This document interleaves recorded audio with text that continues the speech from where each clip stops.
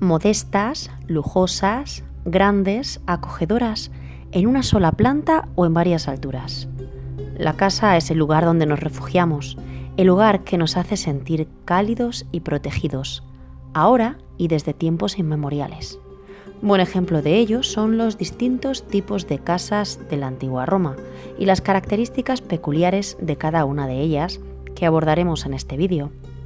Sed bienvenidos y bienvenidas a este espacio para mentes inquietas en el que nos sumergiremos en los misterios y curiosidades de la historia, los albores.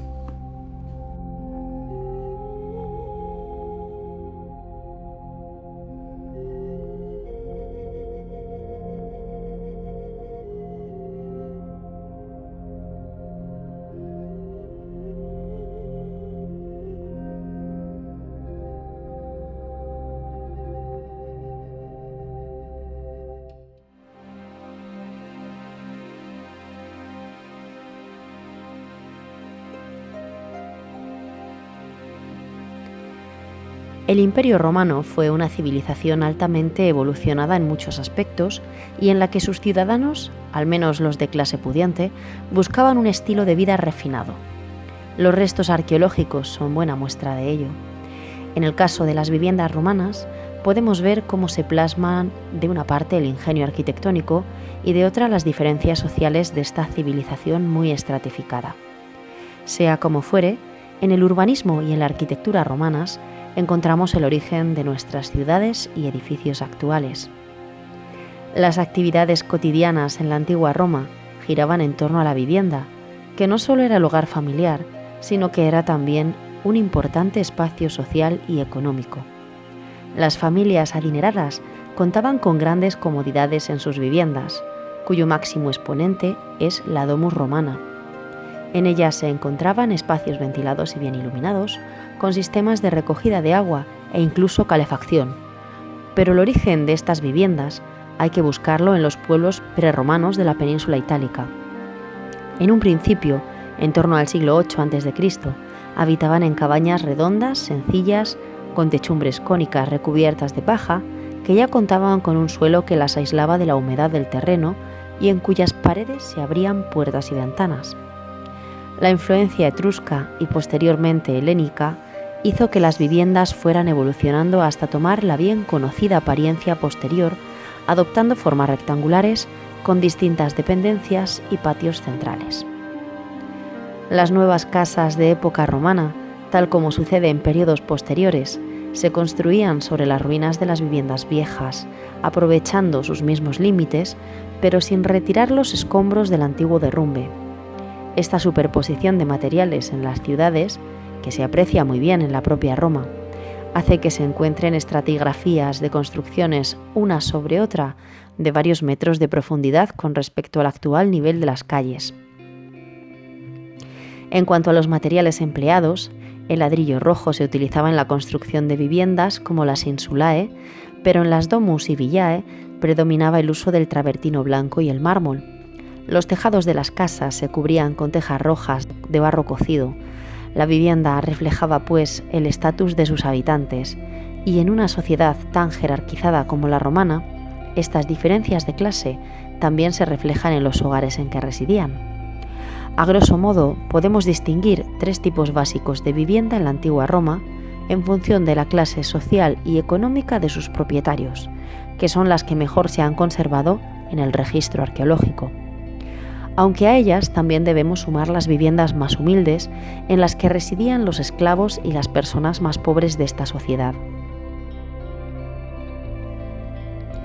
El primero de ellos son las insulae, cuyos propietarios o inquilinos eran ciudadanos de clase baja. Eran palacetes urbanos de varias plantas, construidos con materiales de menor calidad y en los que residían varias familias.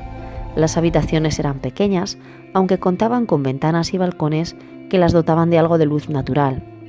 En los bajos podían ubicarse establecimientos de tipo comercial. Por el hacinamiento y la escasa calidad de los materiales, eran más susceptibles de sufrir incendios o derrumbes.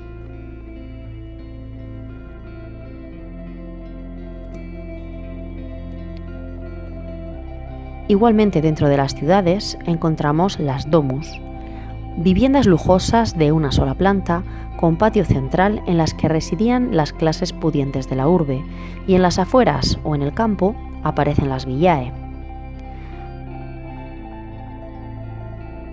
La domus es el tipo de casa más representativa y mejor estudiada del periodo.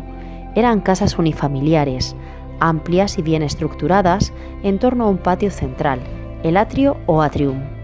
En ellas cada espacio estaba destinado a un único uso. Las ventanas de la casa romana se orientaban al interior, hacia el atrio y el peristilo. En la domus se deja notar la influencia de la estética griega en detalles como los mosaicos y frescos que la decoraban. Para entrar en la domus, desde el exterior se cruzaba la entrada principal, ostium, que daba acceso al vestibulum o vestíbulo, a través de una pesada puerta. Solía haber otra entrada lateral que hacía las veces de acceso secundario a la vivienda y recibía el nombre de posticum. El vestíbulo era una estancia de transición que daba acceso al atrio. Su tamaño y decoración eran muestra de la riqueza e importancia del propietario de la casa. Contaba con 1 o 2 escalones y capiteles ornamentados. El vestíbulo y su decoración eran la tarjeta de presentación del señor de la casa. Con ellos impresionaba a los clientes que aguardaban en él la realización de la salutatio matutina, que se llevaba a cabo en el atrio. Como curiosidad, era común que en esta entrada se situase un mosaico con la inscripción Cave Canem, cuidado con el perro, que advertía de la presencia de un perro guardián, pero también era un símbolo de protección para el hogar. Desde el vestíbulo se accedía al atrio, el centro de la casa romana, un espacio cuadrangular abierto en torno al que se disponían el resto de dependencias. De esta forma, todas las habitaciones podían disponer de luz y ventilación. En el atrio se situaba el impluvium, un pequeño estanque cuadrado que permitía recoger el agua de la lluvia, que entraba por la abertura superior en el tejado, llamada complivium. Ese agua era utilizada para las tareas domésticas, ya que el agua para beber se obtenía de las fuentes públicas de la ciudad. El atrio combinaba otras funciones, entre las cuales se encuentran la de culto de los dioses protectores del hogar. En él se instalaba el lararium, un altar destinado a los lares, representados allí con estatuillas, y a los que se les realizaba ofrendas. También se rendía culto a otras divinidades domésticas, como los manes, los espíritus de los antepasados, y los penates, que velaban para que no faltasen alimentos en el hogar. En el atrio se representaba la conexión entre el mundo exterior y la privacidad de la familia. Se llevaba a cabo igualmente otras actividades sociales y rituales, entre las que destaca la salutatio matutina. Se trataba de un acto en el que los clientes acudían a diario a casa del patrón a saludarle y consultar si su colaboración era necesaria en algún quehacer, así como recibir la espórtula, con la que se recompensaba su fidelidad clientelar. Alrededor del atrio se situaban las cubícula o dormitorios, que estaban decorados con pinturas y mosaicos, la culina o cocina, que contaba con un fogón de obra, el tablinum, que era en origen el dormitorio del pater familias y posteriormente su despacho, y el triclinium o comedor.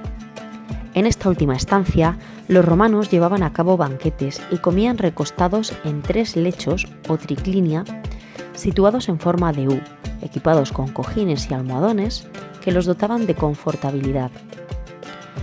En muchas viviendas había también un peristilo o patio abierto porticado con columnas que se destinaba al uso familiar y a veces también un jardín tras él llamado hortus. En la fachada de la domus, que daba a la calle, era frecuente que se encontrasen estancias comerciales dedicadas principalmente a la venta de alimentos y bebida, que contaban con un mostrador de obra y eran llamados tabernae. Podían ser regentados por el propietario de la vivienda, pero generalmente se alquilaban a comerciantes o artesanos externos a la familia.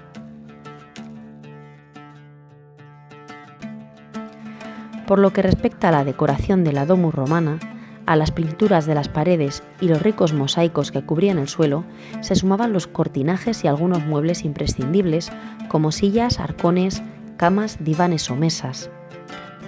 La domus contaba con ciertas comodidades para las personas que habitaban en ella.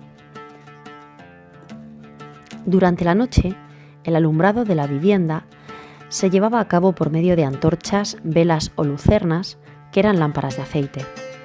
El calor en las estancias se obtenía por medio de estufas de bronce y braseros fijos, aunque en las viviendas más ricas se utilizaba el mismo sistema de calefacción que en las termas, conocido como hipocausto.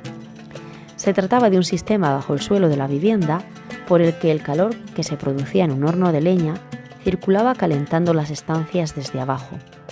Estos hipocaustos fueron el precedente de las posteriores glorias que se emplearían varios siglos más tarde en los territorios de Castilla, uno de los muchos ecos heredados de la Roma imperial que aún resuenan en nuestro presente.